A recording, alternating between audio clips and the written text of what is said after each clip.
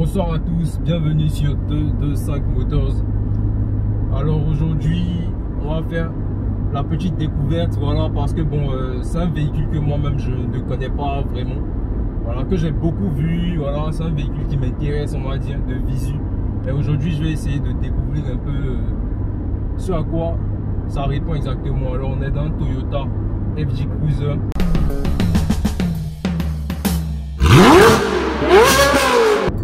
Voilà, donc c'est un mastodonte ce véhicule. Je suis avec le X. Salut 225 Motors. Voilà. Donc aujourd'hui, on va ensemble faire ce petit essai. Voilà, on va découvrir ensemble ce FJ Cruiser. Voilà, année 2007. Voilà. Donc quand même qui se fait un peu vieux maintenant. C'est un véhicule qui a quand même plus d'une dizaine d'années. Hein. Ouais, mais elle a toujours de la gueule. Ouais. J'aime bien en tout cas. Il faut préciser qu'on a un V6 de 4 litres qui développe environ 240 chevaux. Ouais. 239 exactement. 239, ok, pour 240 avec 380 Nm, un peu moins de 380 Nm, donc quelque chose de pas mal. Ouais. Déjà, je pense que c'est une voiture qui est assez bruyante. Donc on est obligé de parler un peu fort parce que dans l'habitacle, je pense que c'est pas super bien sonorisé. On entend beaucoup le bruit du moteur et tout ça. Donc bon, de toute façon, c'est un véhicule qui n'est pas typé citadin, sport, tout ça. C'est vraiment un véhicule de... Comment on peut appeler ça déjà? De off-road. Voilà, donc bon, on essaie de faire avec. On va essayer de mettre ce FJ Cruiser sur piste un peu. Mais avant de le mettre sur la piste, on est déjà sur le bitume, voilà. Donc on va parler un peu du comportement de la voiture sur bitume. Bon, déjà depuis un moment que je la roule sur bitume, je sens la direction quand même très floue. Pour être honnête, la direction est vraiment floue. C'est-à-dire que, tu vois, là, je fais ça, mais la voiture va tout droit. Est-ce que pas en fait? Tu vois, la direction est imprécise, d'une imprécision sans précédent, les amis. Mais bon, c'est pas une voiture de sport, c'est pas une citadine en vrai. C'est un véhicule typé off-road. Donc en off-road, je pense que c'est bien calibré pour du off-road, ça c'est clair. D'accord, bon ben on n'a pas parlé de l'extérieur. Hein. Ouais, c'est vrai. C'est vrai, on a une couleur verte. Verte rayée. Voilà, un peu comme ce que tu as mis là. Mais bon, ils peuvent pas voir ça à la caméra, mais comme ton col par exemple. Voilà, donc pas mal, avec une étoile comme ça sur le côté, donc le petit logo étoilé comme ça sur les portières. Ça passe bien. Ouais, ça passe bien. Ça fait militaire. Ouais, on a de gros pneus, on a des disques de frein, franchement pas mal. J'ai pas encore eu l'occasion de vraiment tester le freinage. Voilà, comme je vous l'ai dit, c'est une voiture aussi que je découvre, qu'on découvre même parce que je suppose que jamais roulé. Ouais, toi aussi t'as jamais vraiment, donc vraiment pour nous c'est une découverte, les amis. On aura l'occasion de tirer tout à l'heure et on verra bien ce que ça donne. Voilà, exactement. Et à l'avant on a ces feux ronds là. Il y a beaucoup qui font des tunings etc, qui les transforment en carré, qui mettent des LED et tout. Là on a des feux d'origine ronds, on a un pare-buffle noir qui va bien avec le vert. Ouais. On a un capot surélevé comme ça. En vrai, ce qui est bien dans la voiture, on a l'impression d'être dans un tank. On a une impression d'invincibilité, de conduire quelque chose. En hauteur et voilà. Tout, ça passe nickel. C'est comme si tu étais dans un petit Hummer. Tu vois, avec les vitres carrées, et tout. Tout est carré. Voilà, c'est bien. C'est ce petit aspect là que je trouve bien. Avec l'espace qu'il y a. Tu as vraiment une impression de robustesse. Et Toyota aussi, c'est un constructeur qui est réputé très fiable. Donc je suis sûr qu'au niveau mécanique ça doit être voilà. On a différentes vitesses même sur la boîte automatique, 4 roues motrices, voilà, on a un mode 3, on a un mode 2 L. Voilà, donc 2 L ça doit vouloir dire 2 low. Low c'est pour les vitesses courtes, voilà, etc. Donc franchement voilà, la finition à l'intérieur c'est du Toyota, hein. Voilà, c'est du Toyota plastique dur. Voilà, c'est un mastodonte ce bas. Voilà. Mais aussi, j'ai pas mentionné l'arrière. Voilà, on a la grosse roue de secours à l'arrière. On a des petits feux rouges comme ça. On a un coffre. Bon, qui n'est pas très pratique en ville parce qu'il s'ouvre vraiment comme une portière de côté. Donc, si tu es vraiment dans un espace assez confiné, il faut quand même difficile d'ouvrir. Ouais, ça sera un peu difficile d'ouvrir. C'est quelque chose que j'aime bien aussi, les portières, l'ouverture des portières. Ouais, les portières sont antagonistes. Ouais, c'est vrai. Ça, j'aime bien. Voilà, c'est-à-dire que les deux portières s'ouvrent comme ça. Donc pas mal. Bon, j'essaie d'avancer un peu. Bon, c'est très linéaire, hein, les amis. C'est un moteur atmosphérique, donc très linéaire. Mais c'est vrai que la direction est super floue, les gars. Franchement, pour des petits dépassements, des queues de poisson, je déconseille fortement. C'est même pas que ça sera difficile, je te déconseille fortement. Parce que ça peut t'induire en erreur même. Surtout si c'est pas ton véhicule, t'as pas l'habitude de le conduire. Tu peux pas savoir en fait. Ouais, tu sauras pas et ça risque de te mettre dans un pétrin pas possible. Donc vraiment, mais sinon voilà, on a de grands rétros comme ça. En fait, esthétiquement, j'adore. Niveau comportement sur route, j'aime pas du tout. Maintenant, vu qu'on va sur la piste, on va voir ce que ça donne, bien évidemment. Niveau freinage, tu vois, ça va pas vraiment.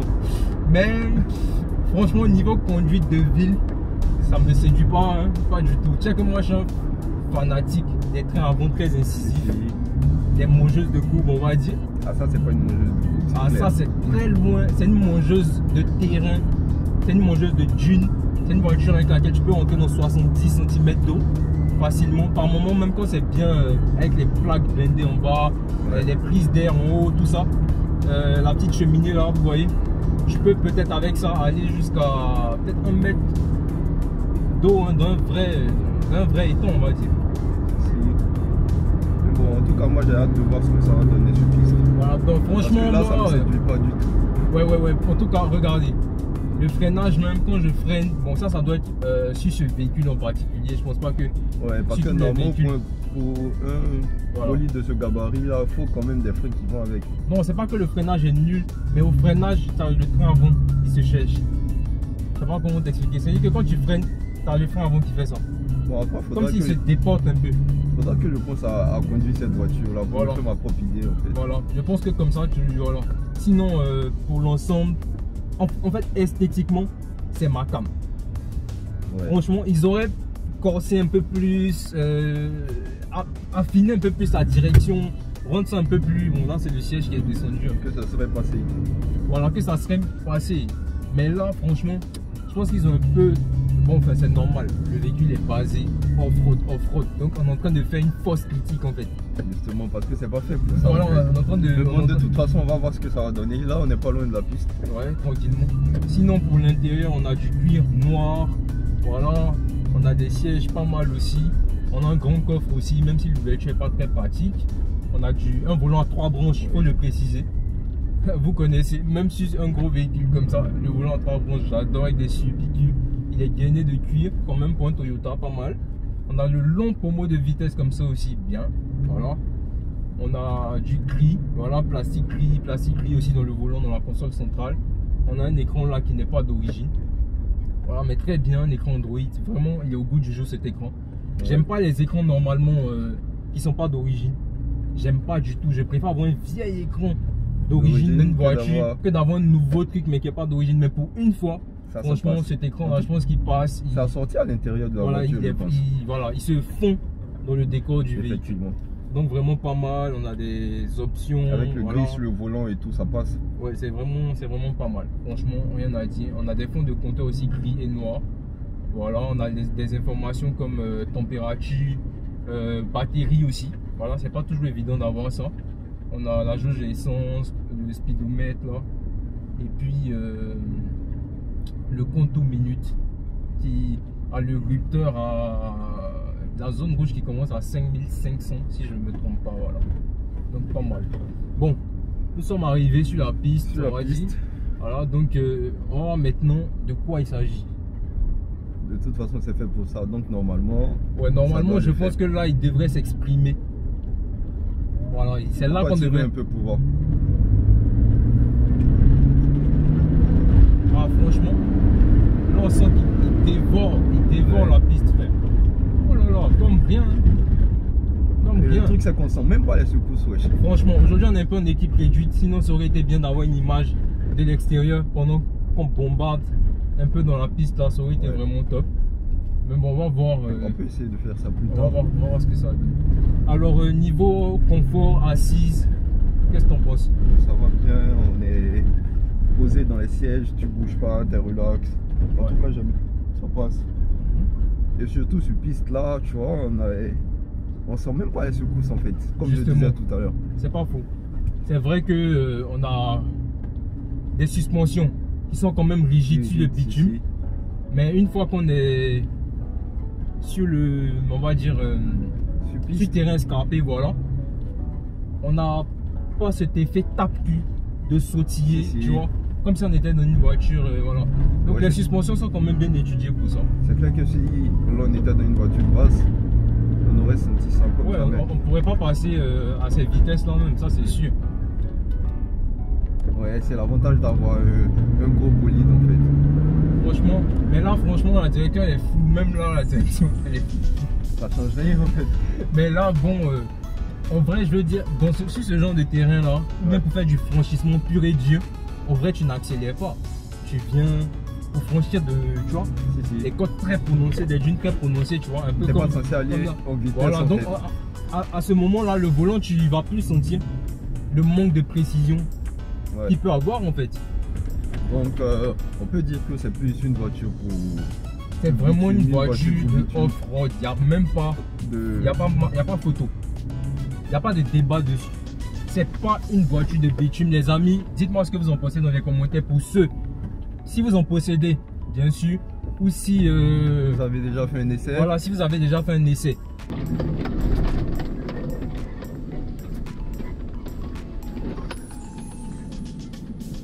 Oh putain, c'est un monstre de off-road. Ça, franchement les amis, il n'y a rien à dire. À ce niveau là, c'est un véritable monstre de off-road.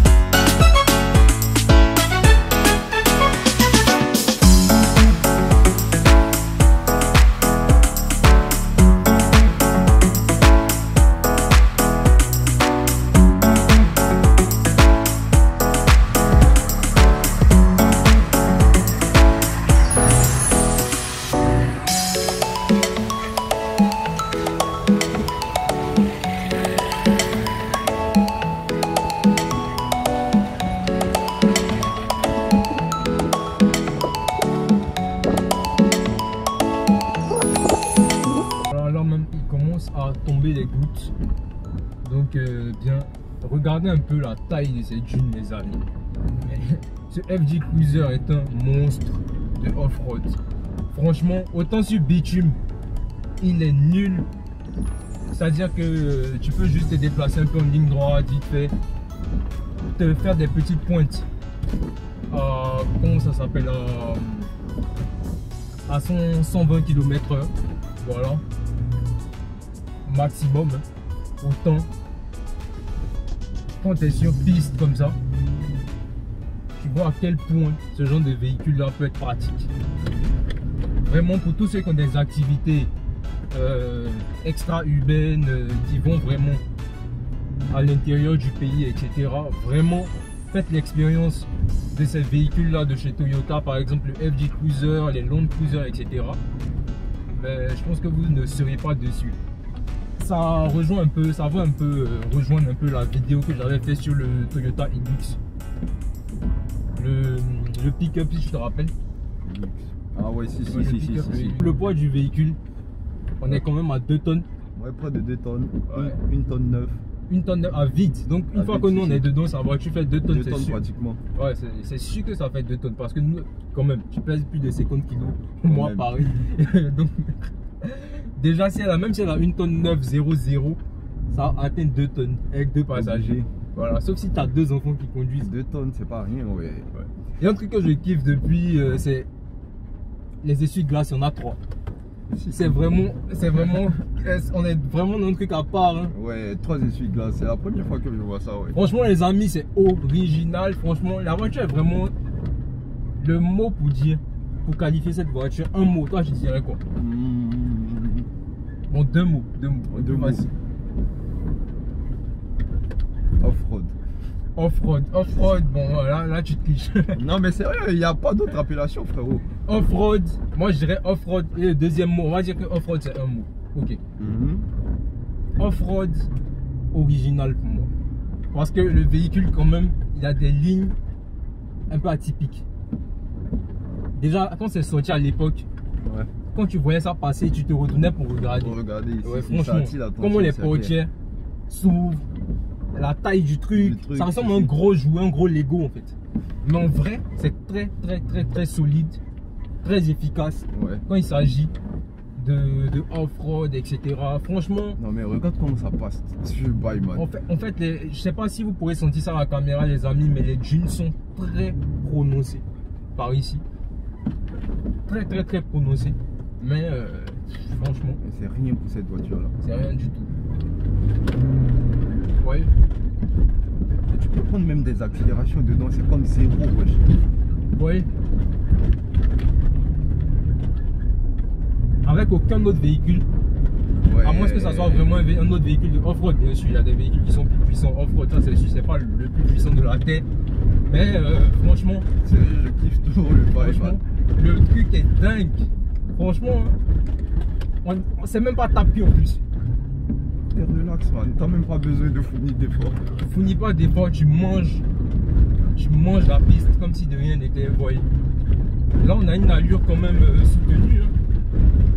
On est quand même à plus de 40 à l'heure sur ce genre de dune là. Franchement, essaie de prendre ta voiture normale de tous les jours et viens rouler à 40 à l'heure sur cette piste là. Je te jure, tu laisses ton véhicule là-bas.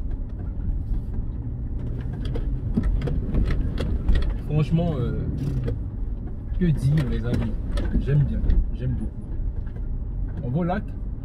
Pourquoi pas? Le jeune lac.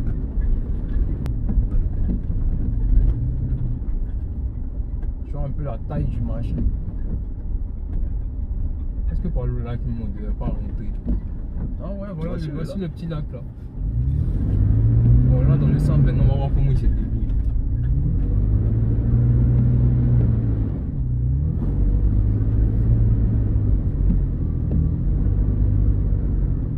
D'abord, je vais passer en 2 là-haut et puis je vais voir de quoi il s'agit. Ah là, il bouge même pas. Hein. Quand t'es dans ce mode là. On repasse en 4. On va s'enfoncer.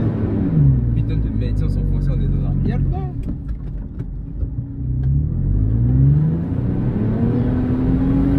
On enfonce encore plus. L'arrière s'est enfoncé comme jamais. Ouais, attends, calme-toi.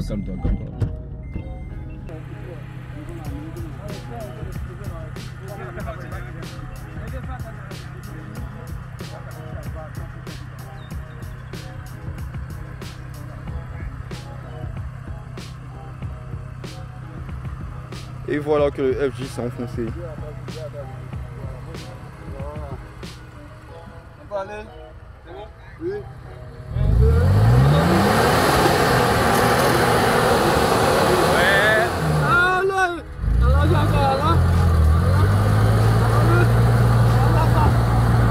Relax.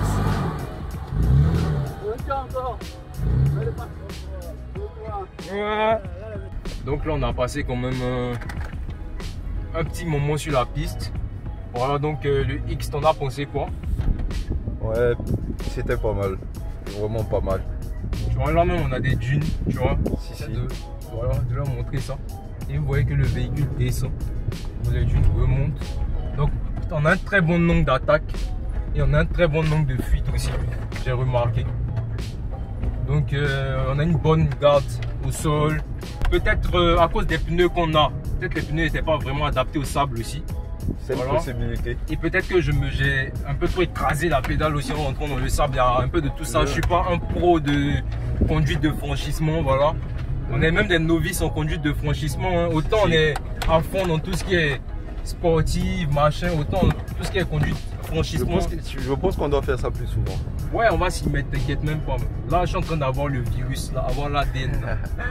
Donc voilà un peu les amis, ce qu'on a sur ce gros mastodonte de chez Toyota.